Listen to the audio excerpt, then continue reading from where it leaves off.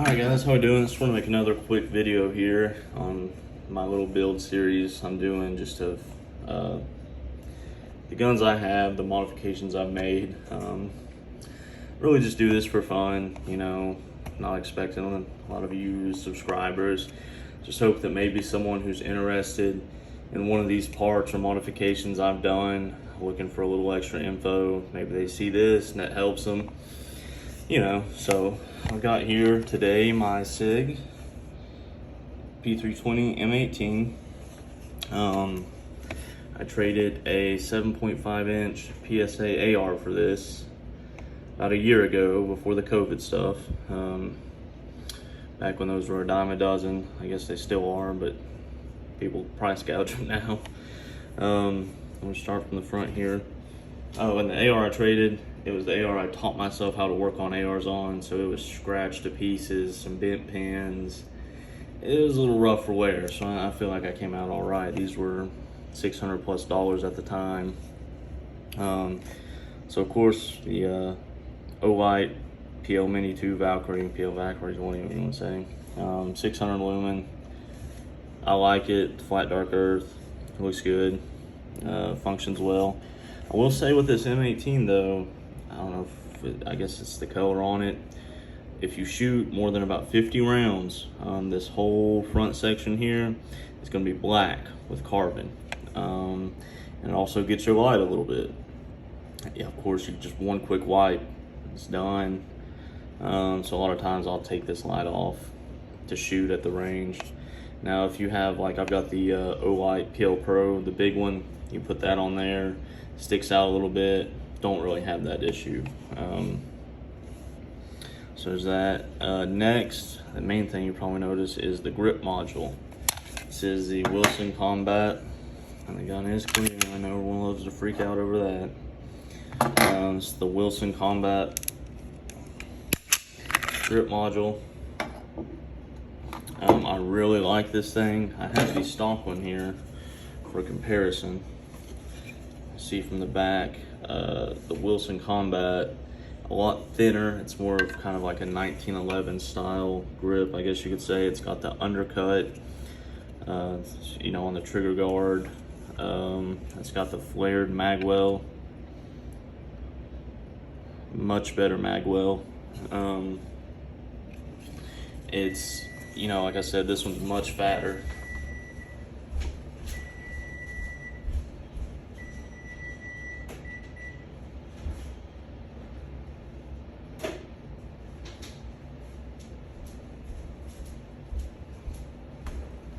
Sorry about that. Not gonna restart the video just because of that. So this one, let's see, much flatter. It's just got a much better feel to it. This feels kind of cheap. This is the Strike Industries extended mag release, by the way. I did try to put it in here. For me, the stock one, that it did come with one, just feels way better to me. So just stuck with that. But one cool thing about this, you can see those grooves in there and the metal.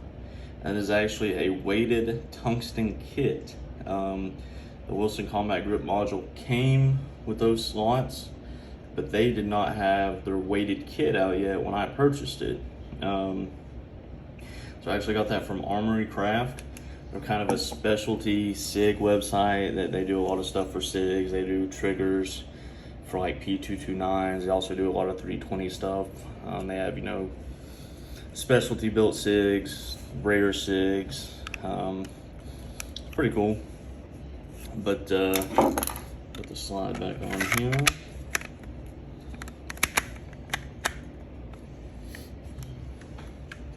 Never works on camera. Nothing ever works right.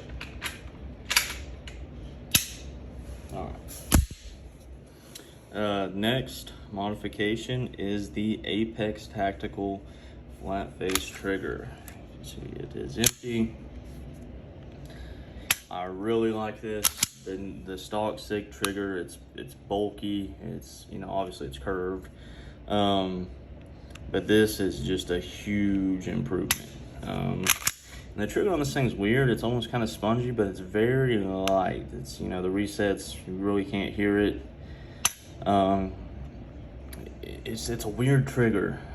This is my first P320 M18. I had a SP2022, you know, the Poor Boys 229, and I really liked that gun. It was hammer fired. I sold that one to my dad, actually. He really wanted it. But let's show you here, go ahead. And this is Apex currently that I can find. You know, for the 320 non-manual safety, they make the trigger and trigger bar. For this one, I have not found a trigger bar yet. I do not think they make one yet. I've got my little trigger pull gauge here. I'm gonna kind of show y'all where you're at with just the Apex trigger. And it's, I mean, it's consistent. 4.5 pounds, a little under 4.5 every time. And in my opinion, for a pistol, especially a battle pistol, kind of like what I want this to be, that's about perfect. I wish my Glock with the Hive Monarch trigger was this, but it's still 5.5 to 6. So yeah, really like this Apex trigger shoe. Would definitely recommend, like 45 bucks as well. If you're not very proficient, or if you haven't worked with the SIG fire control unit, I would not recommend trying to put it in. And really all it is there's a trigger bar spring back here. It's a weird little spring, but getting it off is easy. And you know, you pop your trigger out. But it is a pain to get your trigger bar back into place with your trigger on it.